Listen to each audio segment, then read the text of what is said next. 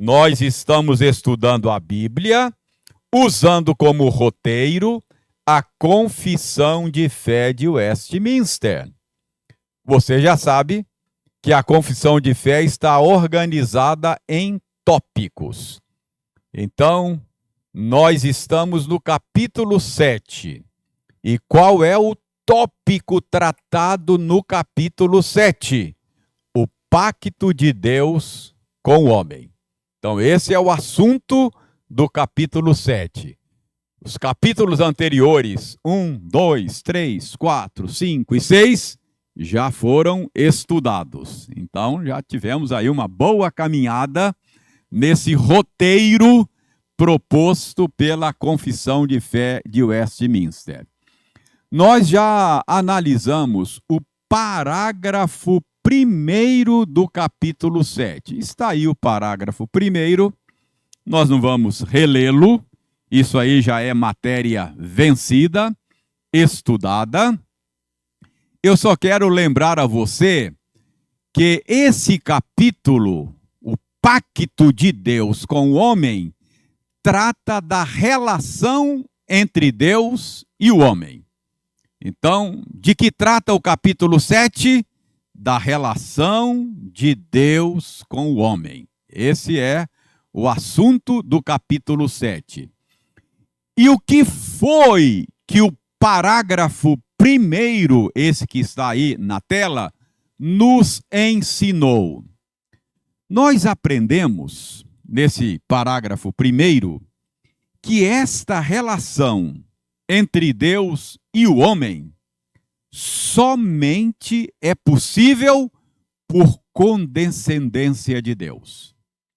Essa relação de Deus com o homem somente é possível por bondade do Senhor. Por quê? Porque a distância entre Deus e a criatura humana é enorme.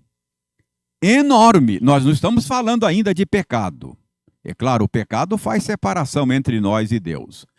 Mas mesmo o homem, antes de pecar, ele só podia se relacionar com Deus por condescendência de Deus. Não foi isso que nós lemos ainda há pouco em Isaías? Que os moradores da terra são como gafanhotos para o Senhor? Que as nações são como o pingo que cai de um balde? Que as ilhas para o Senhor são como pó na balança, como um pó fino, que você assopra a poeirinha ali e ela desaparece. A certa altura, o profeta diz, ele acha que o pó ainda tem algum significado, ele fala, para o Senhor, as ilhas são como nada, menos do que nada, como vácuo, não é? Então, a distância entre Deus e as suas criaturas é tão grande, que a relação entre eles só é possível por condescendência do Senhor. Para que essa relação aconteça, é preciso que Deus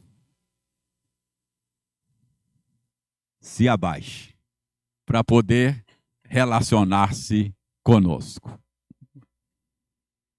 Além disso, nós aprendemos que além de ser resultado da condescendência do Senhor, essa relação só acontece nos termos estabelecidos pelo Senhor. Não é uma relação entre dois iguais. Então, os termos dessa relação, quem estabelece é Ele. É Ele que diz como nós nos relacionamos com Ele. Ok? Então, aprendemos isso aí. E aprendemos que a relação que ele estabeleceu conosco é uma relação pactual. Deus se relaciona conosco por meio de um pacto. por meio de uma aliança. Então, esse é o ensino que nós vimos no parágrafo 1º. Está aí, ó, tão grande é a distância, não é? Os textos. Ok. Ele foi servido estabelecer conosco um pacto, uma aliança. É assim que ele se relaciona conosco. Pacto, aliança, é o jeito escolhido por Deus para se relacionar com as suas criaturas. Muito bem. Chegamos agora ao parágrafo 2. Esse parágrafo 2 é matéria nova. Então, vamos ler o enunciado do parágrafo 2. O primeiro pacto feito com o homem era um pacto de obras. Nesse pacto foi a vida prometida a Adão e nele a sua posteridade, sob a condição de perfeita obediência pessoal. Então, diz aí que Deus estabeleceu um pacto com Adão, quando criou todas as coisas e criou os primeiros seres humanos.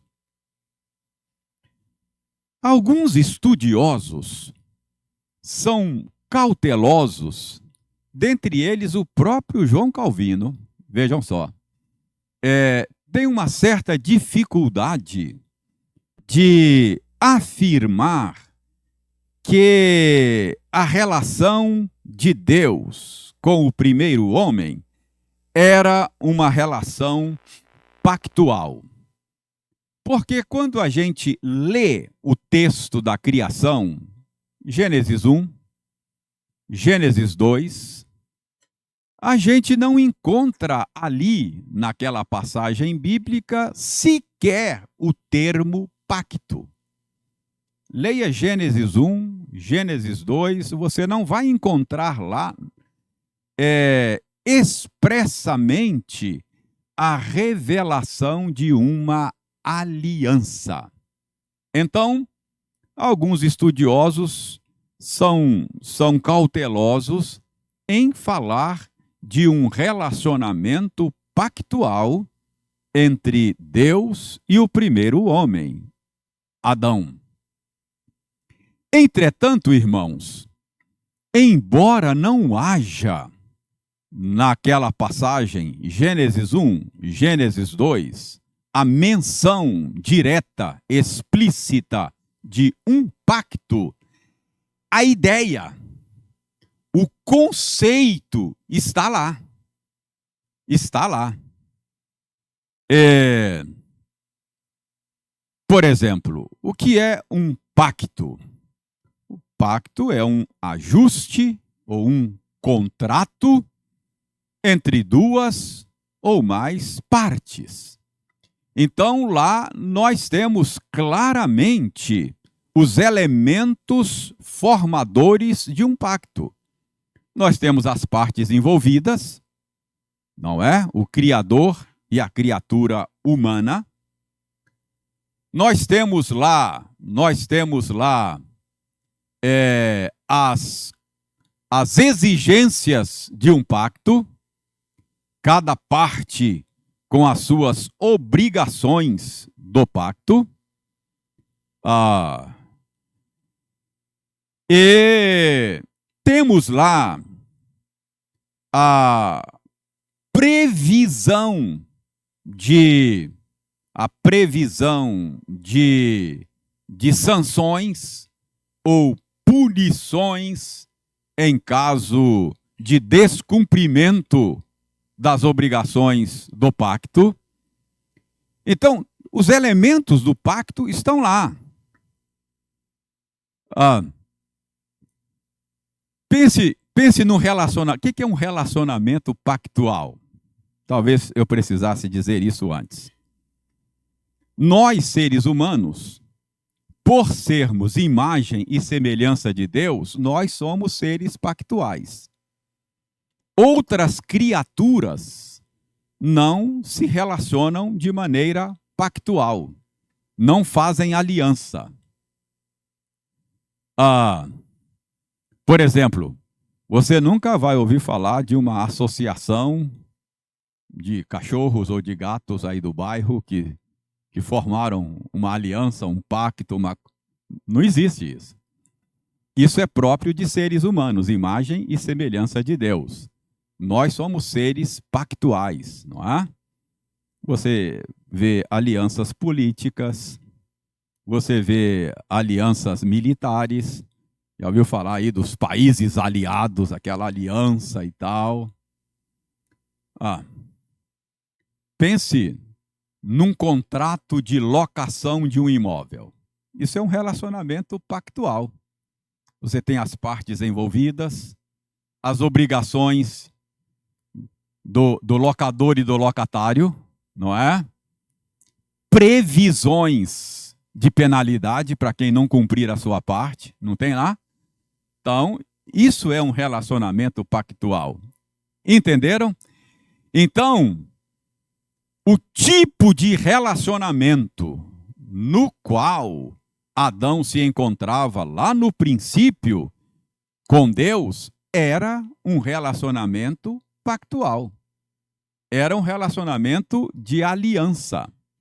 Muito embora a gente não tenha no texto o termo aliança, o texto não fala de uma aliança de maneira explícita, mas os elementos de um pacto, de uma aliança, podem ser encontrados lá. Está claro aí essa questão? Que o relacionamento no qual Adão estava com Deus era um relacionamento de aliança. Foi assim que Deus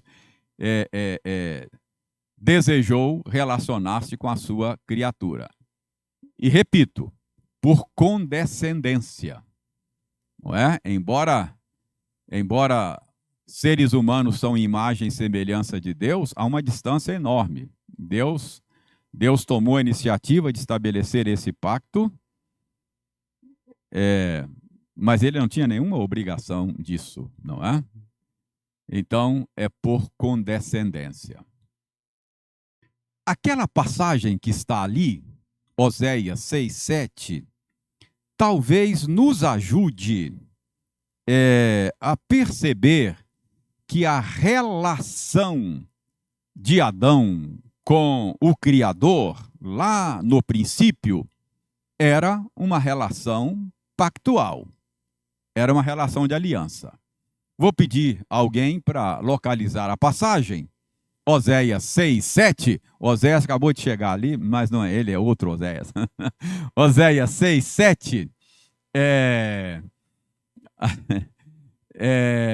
Alguém leia para nós Oséias 6:7.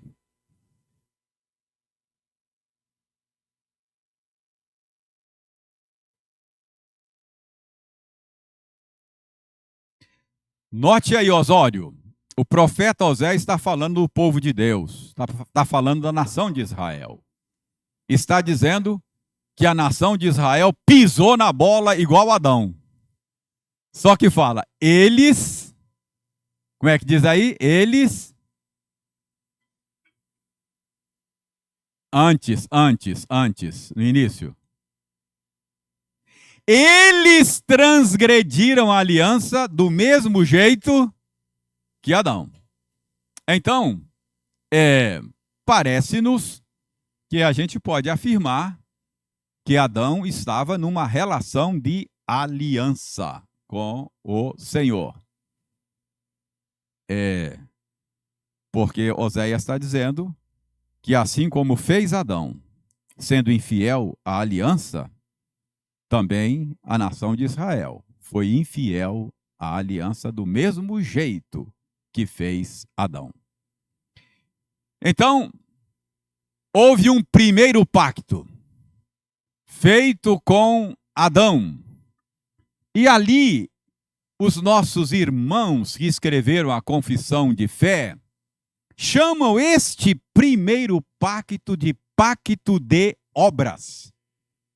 Então, os nossos irmãos chamam de pacto de obras, não é? A gente precisa entender bem por que eles deram esse nome. A Bíblia não dá nome ao pacto. Mas os nossos irmãos acharam por bem apelidar esse pacto aí primeiro de pacto de obras. Outros estudiosos usam outros nomes. É possível você chamar esse pacto de pacto adâmico, porque ele foi feito com Adão. Alguns chamam esse pacto de o pacto da criação, porque ele foi feito lá no início, quando Deus criou os céus e a terra. Alguns chamam de pacto, ou primeiro pacto, simplesmente o primeiro pacto. Então, pacto de obras aí, alguns chamam de pacto de morte, por exemplo, por causa da punição prevista nesse pacto. A alma que pecar, essa morrerá. Então ele é chamado de pacto de morte por causa disso. Mas ele é chamado de pacto de obras por causa da exigência feita nesse pacto. Qual era a exigência? Perfeita obediência por parte do ser humano. Então, ele estava numa relação com o Criador, relação de natureza pactual, cuja exigência era perfeita obediência, cuja ameaça de punição era morte, se não obedecesse perfeitamente. Então é por isso que é chamado pacto de obras. Não deixe que o nome pacto de obras faça você esquecer que esse pacto, que esse relacionamento só é possível por graça, por condescendência, não é? Então, em certo sentido, é um pacto de graça. Mas no sentido de que Deus não estava debaixo da obrigação de fazer pacto algum, e esse relacionamento só é possível por bondade, condescendência da parte dele. Então, pacto de obras é só para lembrar a exigência feita por esse relacionamento pactual, que é perfeita obediência da parte do homem, né? Então, é isso que está aí. Eu estou lembrando aí que o breve catecismo de Westminster, por exemplo, se refere a esse mesmo pacto como pacto da vida. Os mesmos irmãos que escreveram a Confissão de Fé escreveram o breve catecismo. Aqui eles chamam de pacto de obras. Mas lá no breve catecismo, eles chamam o mesmo pacto de vida. É que lá no breve catecismo o nome está ligado à bênção resultante da verdadeira ou da perfeita obediência, que é a vida eterna, não é? Então, os primeiros seres humanos estavam numa relação pactual, eles teriam que obedecer perfeitamente. Se obedecessem perfeitamente, seriam premiados com a vida eterna. E se não obedecessem perfeitamente, seriam amaldiçoados com a morte. Ok? Então, o primeiro pacto feito com o homem é chamado de pacto de obras. Tranquilo aí? Então, entenderam? Houve um primeiro pacto, chamado de pacto de obras. Nesse pacto foi a vida prometida a Adão. E neste pacto, e por meio de Adão, como representante da sua posteridade, essa vida seria também oferecida à posteridade de Adão, sua descendência. Qual era a condição do pacto? Perfeita obediência pessoal. Então, esse é o tipo de relacionamento no qual os primeiros seres humanos se encontravam com o seu Criador. Tranquilo? A fé cristã, a religião cristã, ela é essencialmente relacional. Na essência do cristianismo está o relacionamento correto com Deus. Ser cristão é estar num correto relacionamento com Deus. Relacionamento que Deus estabelece por condescendência nos termos que Ele mesmo firma. Muito bem. Podemos ir então para o terceiro parágrafo do capítulo 7. Então veja bem o terceiro parágrafo. Vou ler o enunciado. O homem, tendo se tornado pela sua queda incapaz de vida por esse pacto, o Senhor dignou-se fazer um segundo pacto, geralmente chamado o pacto da graça.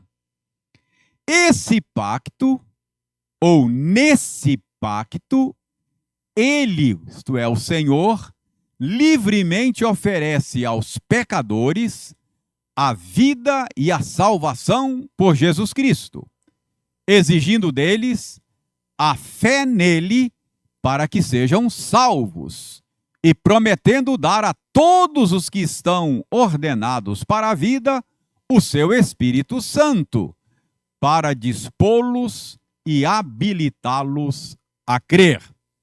Opa! Então, os nossos irmãos lá da Inglaterra do século XVII descobrem na Bíblia um segundo pacto, não é? Houve um primeiro pacto, chamado de pacto de obras, e agora eles dizem que a Bíblia ensina que há um segundo pacto, que é chamado de o pacto da graça.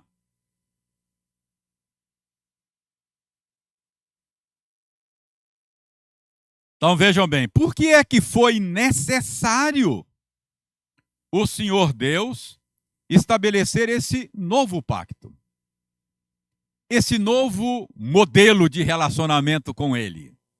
Por que foi que o Senhor Deus teve que estabelecer esse novo pacto? Porque, com a desobediência do ser humano lá no pacto de obras, sua queda, o ser humano se tornou incapaz de conquistar, de receber a vida eterna oferecida naquele pacto. Então, aquele pacto, por causa da desobediência do homem,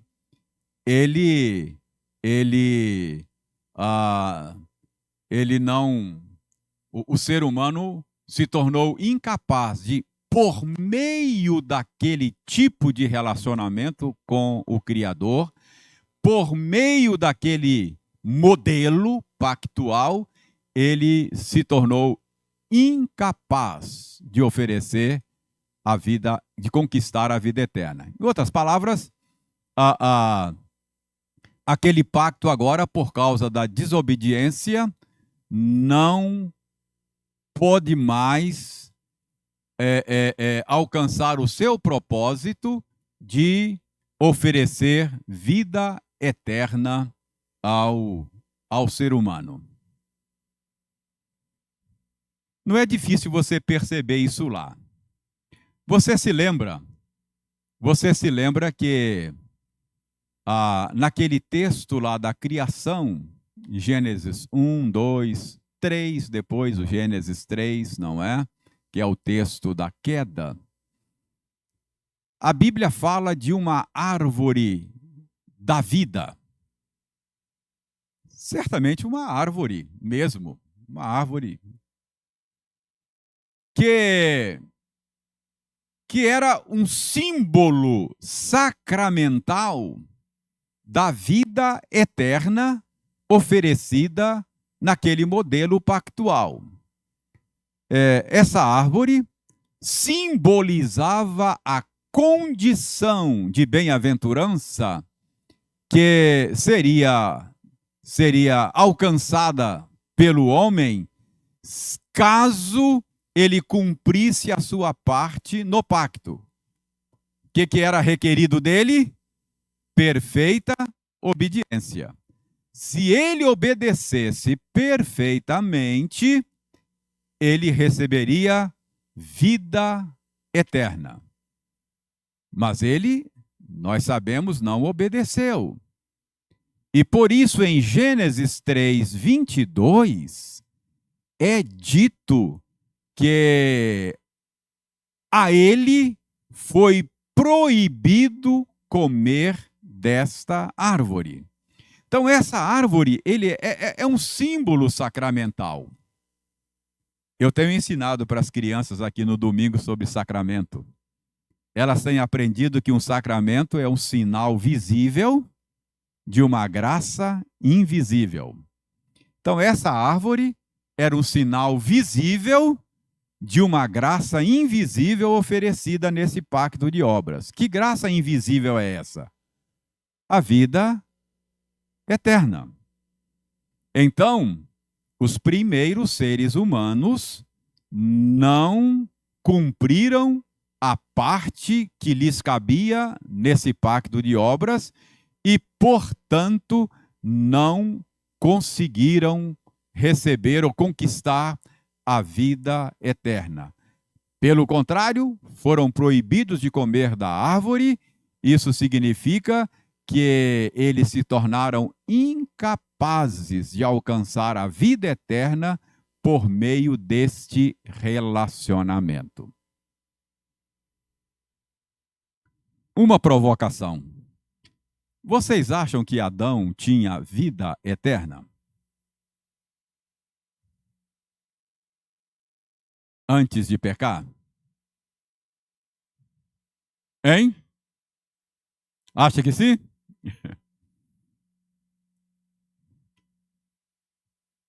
Se ele perdeu, não era eterna, não é verdade?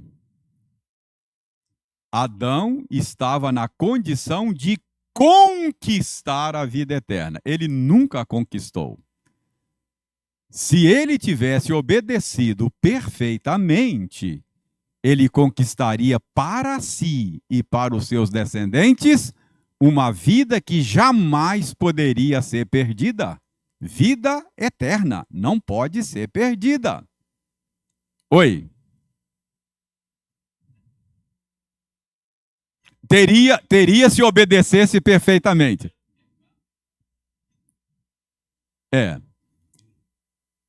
Ele tinha vida perfeita. Então, ele vivia em perfeição. Ele tinha uma vida perfeita. Mas não era eterna. Poderia ser perdida. Ele ganharia a vida eterna caso obedecesse perfeitamente. Ele nunca ganhou a vida eterna. Não é? Nem para si, nem para aqueles que ele representava. Eu não sei por quanto tempo ele ficaria sob teste, mas haveria um tempo em que ele, uma vez testado e aprovado, seria premiado com quê? Vida eterna, não é? Mas como ele desobedeceu, qual é a punição do pacto? Morte, não é? Então, foi só uma provocação para fazer vocês refletirem e pensarem no modo como Deus se relaciona conosco. Então, veja bem, por causa de tudo isso, porque Adão não conseguiu obedecer perfeitamente, não conseguiu conquistar a vida eterna, aquele modelo pactual não poderia mais oferecer ao homem daquele jeito a vida eterna. A partir de então, por causa dessa incapacidade do homem, ninguém pode conquistar por si só, por meio da sua obediência, da sua justiça própria, a vida eterna. Por tudo isso, foi necessário o quê? O Senhor fazer um outro pacto, um outro modelo relacional. Qual é a diferença agora nesse novo modelo relacional? Tem um novo pacto. Lembra que alguém falou assim? Este sangue é o sangue do novo pacto, da nova aliança. Percebe? Tem um novo jeito de se relacionar com Deus agora. Percebe? Então tem um novo jeito. Aquele primeiro jeito era chamado de quê? Pacto de... E esse novo jeito é chamado de quê? Pacto da graça. Então, foi necessário o Senhor estabelecer um novo pacto, um novo modo de relacionar-se com Ele, geralmente chamado de pacto da graça. Qual é a diferença entre esses dois? Só de nome? Um é obras e o outro é graça? Não. Tem algumas diferenças aí. Tendo o homem se tornado incapaz de alcançar a vida eterna por meio do pacto de obras ou das obras, Deus dignou-se providenciar um novo caminho, um novo jeito. Hebreus 10, 20, leia aí. Veja como é que o escritor de Hebreus, nesse capítulo 10, ele está falando dessa nova aliança, mas veja como é que ele chama essa nova aliança de um novo caminho aberto por Deus. Hebreus 10, 20.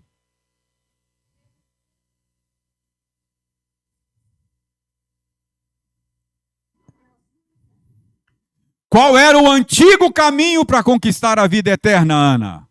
Perfeita obediência. Esse era o antigo caminho. Não deu certo. O homem não conseguiu conquistar a vida eterna pelo velho caminho. O que Deus fez? Providenciou um novo caminho para você conseguir a vida eterna.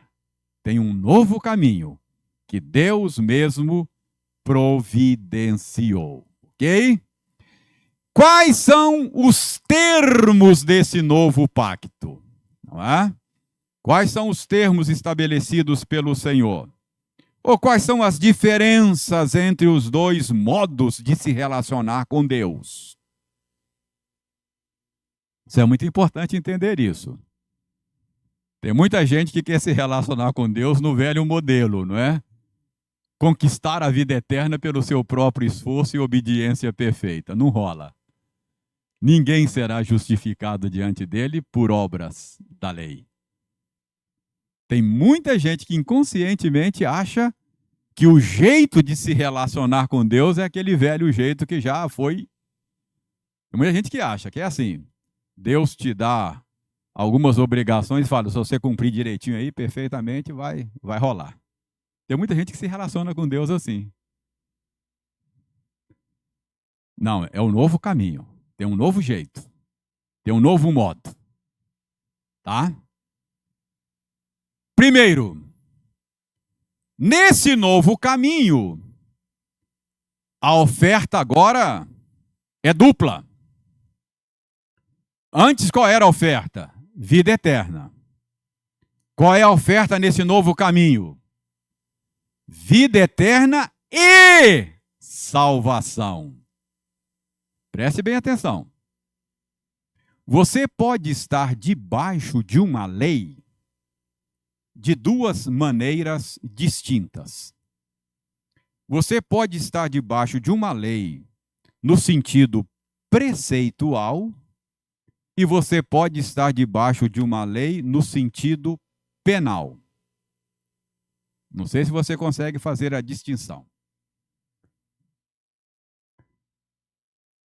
Todos nós, cidadãos brasileiros, estamos debaixo da lei, no sentido preceitual.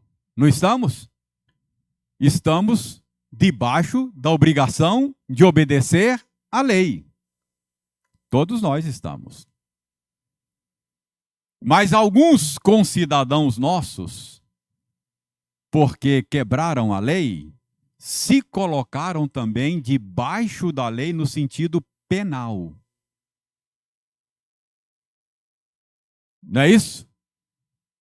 Cometeram crime e agora estão debaixo da penalidade da lei.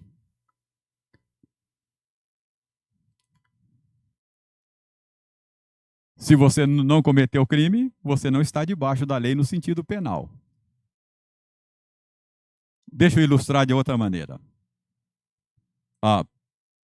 Vamos pensar na infração de trânsito. Não é crime, é infração, mas é quebra de lei.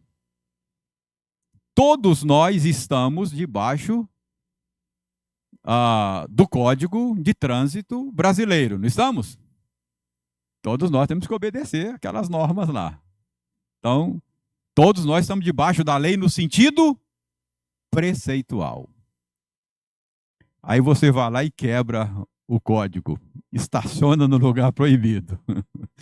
Aí você se colocou agora debaixo da lei no sentido penal. Você recebe uma pena. Vai chegar a multa lá e você vai ter que pagar. E vai perder lá uns pontos na carteira. Então, você agora está recebendo a penalidade da lei. Ok? Antes da queda, quando Deus fez o pacto com Adão, Adão estava debaixo da lei no sentido preceitual. Correto? Ele estava debaixo da obrigação de obedecer perfeitamente. Então, ele só estava debaixo da lei nesse sentido.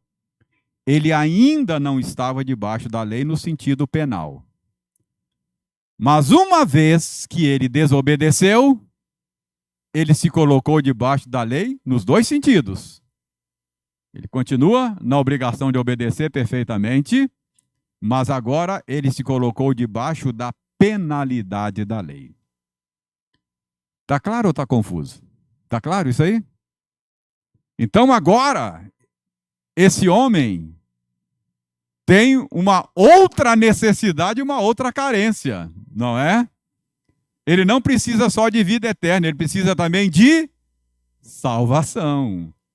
Então, nesse novo modo de se relacionar, Deus provê para essas duas necessidades: salvação e vida eterna. E que tipo de homem está nessa relação com Deus? No primeiro pacto, não era um homem pecador.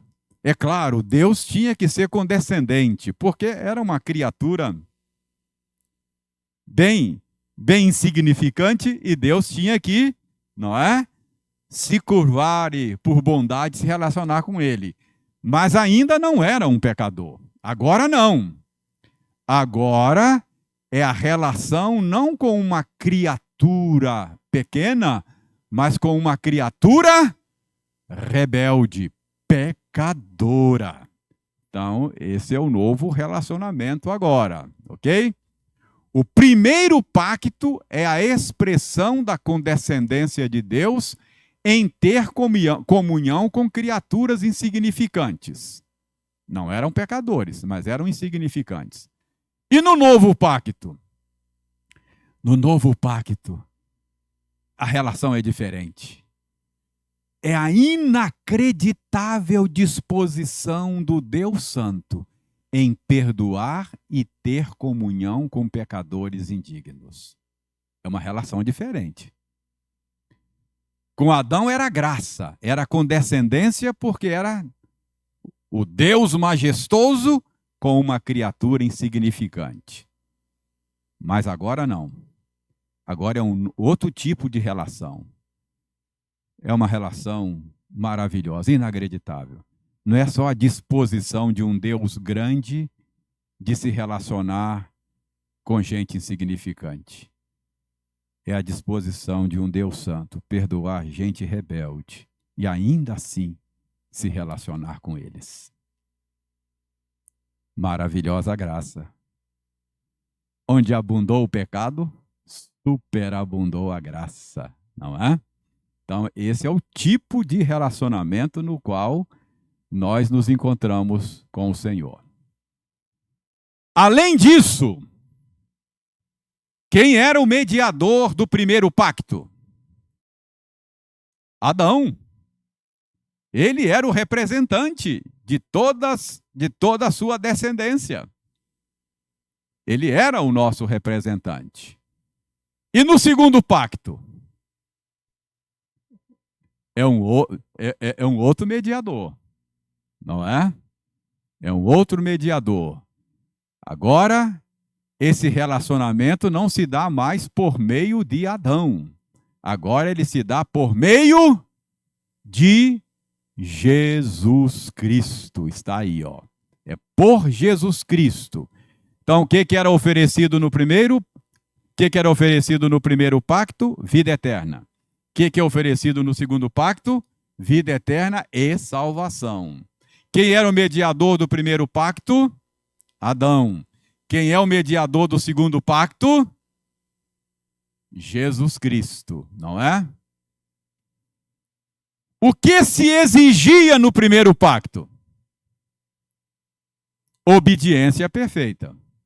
O que se exige no segundo pacto? Fé, tá ali, ó, fé em Jesus. A exigência agora é outra. Para você se relacionar com Deus e ter a vida eterna, no primeiro pacto você precisava obedecer perfeitamente. Não deu, não rolou. No segundo pacto, segundo o jeito providenciado por Deus, a exigência não é mais obediência perfeita. A obediência é fé em Jesus. O que você precisa fazer? Crer em Jesus. Mas então Deus diminuiu as exigências, Deus relaxou as exigências. Esse é um pacto de obediência? É um pacto de obediência, e obediência perfeita. Jesus obedeceu perfeitamente às exigências desse pacto. Nos dois sentidos. Ele obedeceu à lei no sentido preceitual. Lembra? Nós estávamos debaixo da obrigação de obedecer à lei. Jesus obedeceu perfeitamente. Ele nunca cometeu nenhum pecado, nunca quebrou nenhum princípio da lei. Ele disse que não veio para revogar a lei, mas veio para cumpri-la. E em vários lugares da Escritura, ele mesmo disse para os seus acusadores, não é, que eles não encontrariam pecado nele. Quando Pilatos faz aquela declaração, sem o saber, ele estava sendo profético. Quando Pilatos diz, não vejo nesse homem falta alguma. Então, Jesus obedeceu à lei perfeitamente. Todas as exigências ele cumpriu. E aquela obediência dele nos é atribuída quando nós depositamos a nossa confiança nele. A obediência dele se torna minha obediência. Mas ele obedeceu também no sentido penal. nós estávamos debaixo da lei também no sentido penal, não é? Tínhamos que pagar a pena. Ele recebeu o castigo que era nosso. O castigo que nos traz a paz estava sobre ele. Por causa das suas pisaduras nós fomos sarados. Em que sentido, então, Jesus obedeceu à lei? No sentido preceitual e no sentido penal. Tecnicamente, a gente chama isso de obediência ativa e obediência passiva de Jesus. A obediência passiva, quando ele recebeu a punição da lei. A obediência ativa, quando ele cumpriu todos os requisitos da lei, obedecendo plenamente à vontade de Deus. Então, tudo isso se torna seu pela graça, não é? É de graça para você, mas teve um preço a ser pago, não é? Que foi a obra redentora de Jesus. Mas qual é a exigência desse novo modo? Fé. Fé em Jesus. Ok? E tem mais.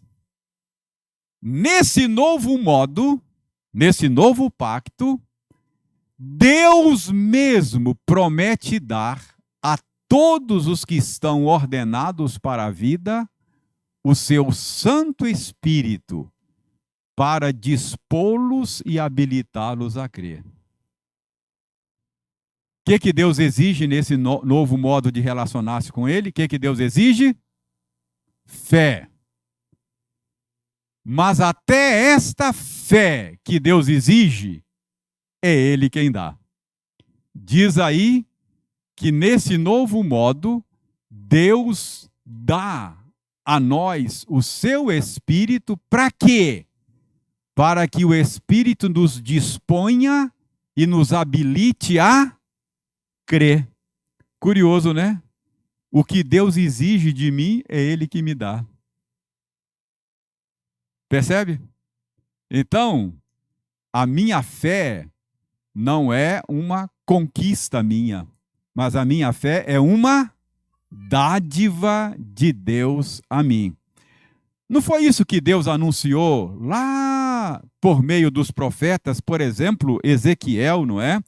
Deus disse, olha, vai chegar um tempo que eu vou tirar o coração de pedra, vou fazer uma nova aliança com eles, tirar o coração de pedra, dar um coração de carne, vou dar a eles o meu espírito para que eles andem nos meus caminhos.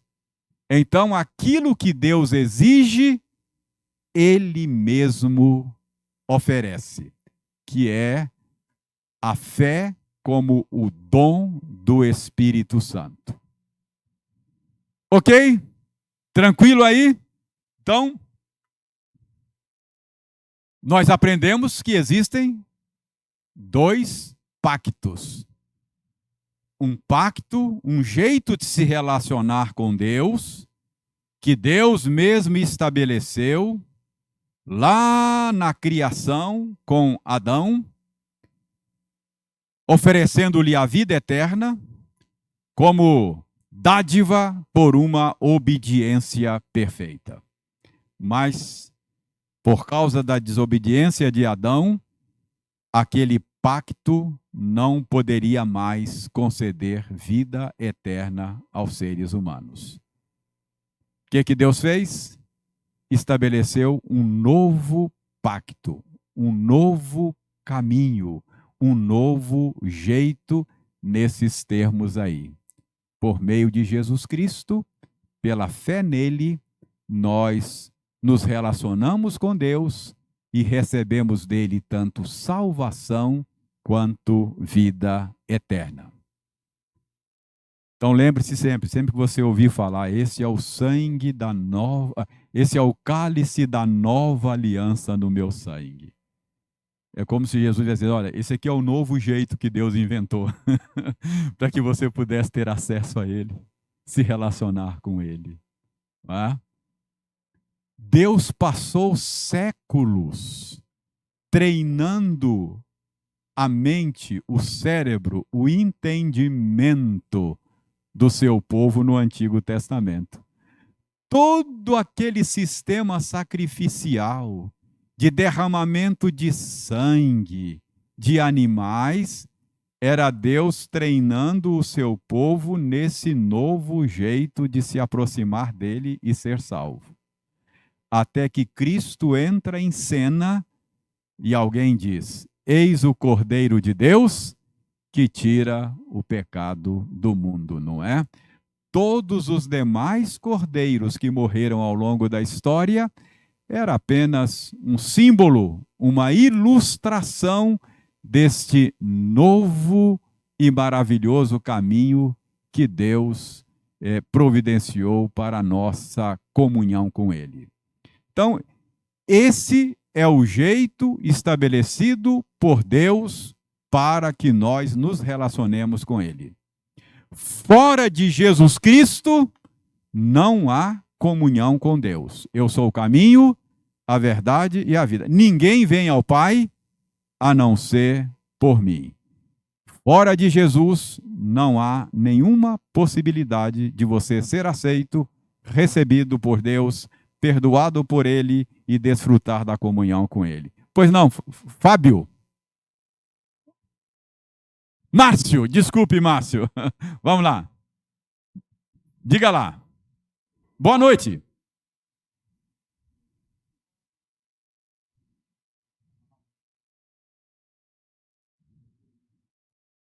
Nos primeiros capítulos, né?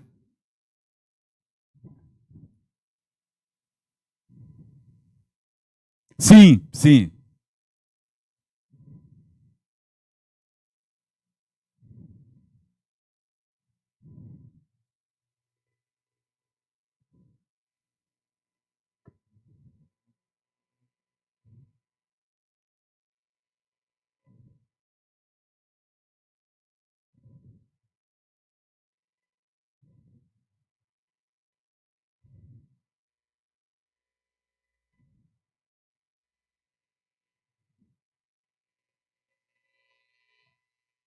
Abraão.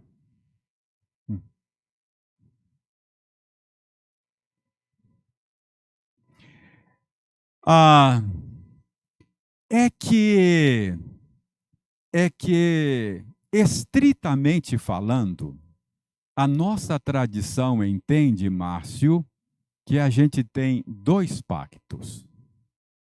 O pacto de obras com Adão e o novo pacto.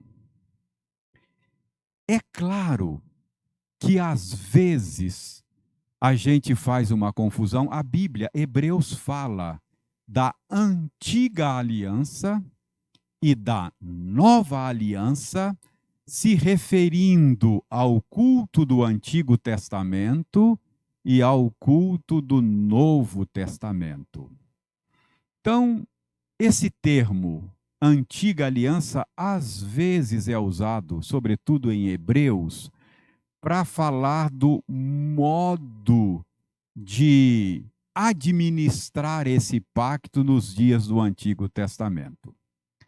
Mas, estritamente falando, a nossa tradição entende que esse antigo e novo pacto não é uma relação do Antigo Testamento e do Novo, mas de Adão e Cristo. Deixe-me ver se eu consigo ser claro. Muita gente faz essa confusão. Vocês talvez já ouviram alguém dizer assim: ah, não, reverendo, isso aí é do Antigo Testamento, isso é da época da lei, é da época das obras. Não, agora não, no Novo Testamento é graça, mas no Antigo Testamento é obras. Tem muita gente que faz essa confusão. Como se nos dias do Antigo Testamento Deus salvasse o seu povo por meio da obediência deles. Não. Nos dias do Antigo Testamento, Deus aceitava o adorador por causa de um cordeiro morrendo no lugar dele. Era graça, não é? Mas era o mesmo pacto. só que administrado de maneira simbólica, por meio de símbolos, não é? Quando Jesus fala, por exemplo, para a mulher samaritana, que chegaria um tempo, e já chegou, quando os verdadeiros adoradores adorarão o Pai em espírito e em verdade, não significa que no Antigo Testamento o culto era em mentira. O contraste não é verdade e mentira. O contraste é simbólico e real. No Antigo Testamento era o culto verdadeiro, mas em símbolos. Um sumo sacerdote entrava num cômodo do templo e antes num cômodo do tabernáculo, levando o sangue do cordeiro para interceder diante de Deus pelo povo, não é? Aquilo ali era simbólico. Agora nós cultuamos não simbolicamente, é em verdade, é em realidade. Agora o nosso sumo sacerdote não entrou simbolicamente num cômodo, ele entrou na presença de Deus mesmo, levando o sangue dele mesmo. Aquilo lá era um símbolo. Então, aquele antigo modo de cultuar era graça. Era a nova aliança administrada de maneira simbólica. Então, de tal maneira, Márcio, que pacto com Adão é um. E a partir daí, pacto com Noé, pacto com Abraão, pacto com Davi, é sempre a anunciação do mesmo pacto com pessoas diferentes, em épocas distintas, num processo progressivo de revelação. À medida em que Deus vai repetindo o anúncio do pacto, ele vai acrescentando informações. Talvez o primeiro anúncio do pacto da graça que a gente tem é Gênesis 3,15. O máximo que Deus diz é, olha, semente da mulher vai esmagar a cabeça da serpente. Essa é a promessa da graça. Um novo jeito, oferecendo redenção e vida eterna. Então, bem resumidinho. Mas aí vem Noé, não é?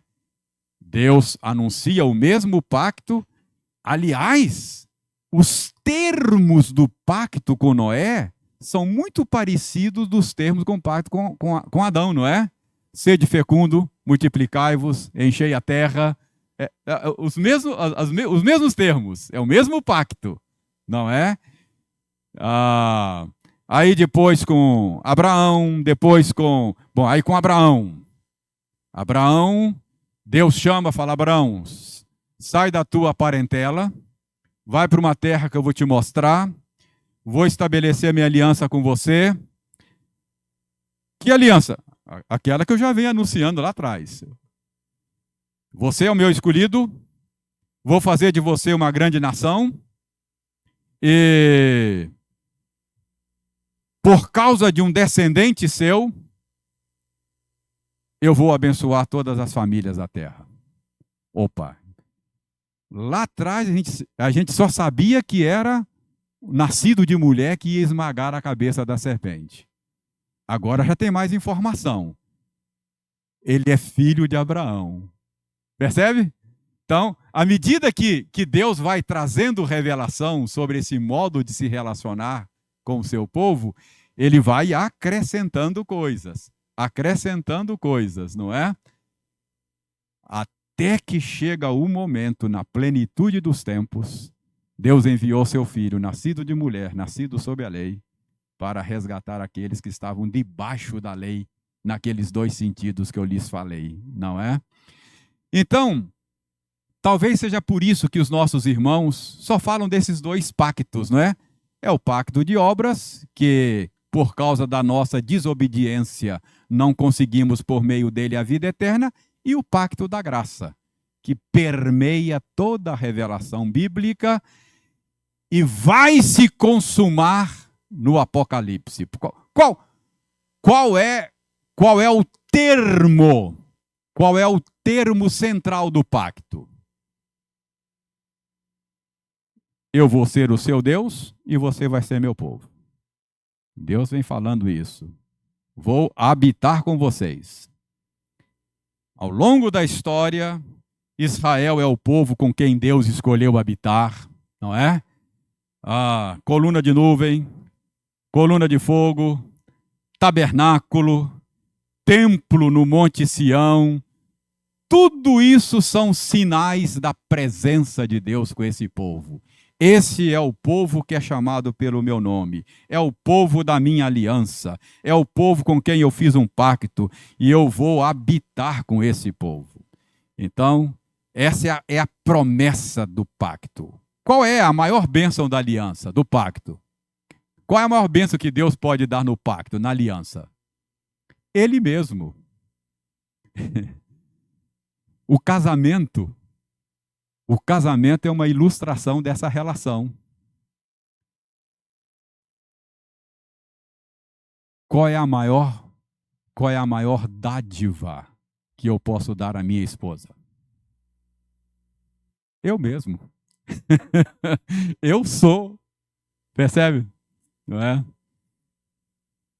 Eu já contei para vocês aqui que teve um dia que lá em casa a nossa ajudante não foi, não é? Teve alguma coisa para fazer, o irmão dela faleceu e tal. E eu brinquei com a Eliane naquele dia, né? Brinquei lá com a Eliane, cheguei em casa tava um brinco e tal. Falei, eu vou dar o dinheiro da ajudante para você hoje. Como é que ficou? Aí ela brincou, né? Falou assim, não, então tem que dar mais, porque a ajudante só arruma a casa. Eu fiz almoço. Tem que dar mais. Aí eu me lembrei disso, eu disse, menina, a minha relação com você é aliança, é pactual. A ajudante tem meu dinheiro, você tem mais, você me tem. Percebe? A nossa relação com o Senhor é desses termos. A maior bênção que Deus pode dar não são as dádivas dele, é Ele mesmo. Ele se deu a nós, não é? Então, eu vou habitar com esse povo, é a noiva do Cordeiro, não é? É a esposa de Deus, Israel. E lá no Apocalipse, essa relação de aliança, de pacto vai ser consumada. Eis o tabernáculo de Deus com os homens. Deus habitará com eles por toda a eternidade. Serão povos de Deus e Deus mesmo estará com eles. São as bodas do Cordeiro, aliança consumada para toda a eternidade. Deus e o seu povo, numa relação de bem-aventurança eterna. Então, respondendo o Márcio, talvez seja por isso que só contempla esses dois tipos de pacto, não fala de pacto Abraão. É claro que outras tradições, não é? Entendem que cada uma dessas alianças são alianças distintas. Mas a nossa tradição entende que são apenas repetições da mesma aliança de Deus com o seu povo.